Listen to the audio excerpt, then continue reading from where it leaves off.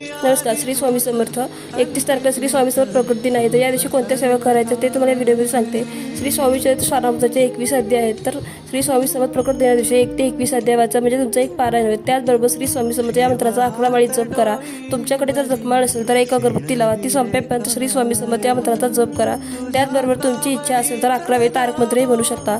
मी सांगितलेल्या सेवांपैकी एक जरी सेवा केली तरी चालेल, कारण तुमची स्वामीवर श्रद्धा आणि विश्वास महत्त्वाचा. विश्वासाने आणि श्रद्धेने एकदा जरी स्वामीचं नाव घेतलं तरी स्वामी आपल्याला काहीच कमी पडू देत नाहीत, कारण स्वामी तर आपली आई आहेत. चला तर मग स्वामीच्या कृपा आशीर्वादाने कायम आनंदी राहा. श्री स्वामी समर्थ प्रकट दिनाच्या खूप खूप शुभेच्छा. श्री स्वामी समर्थ. ठेव हात डोईवरी, सिणली रे का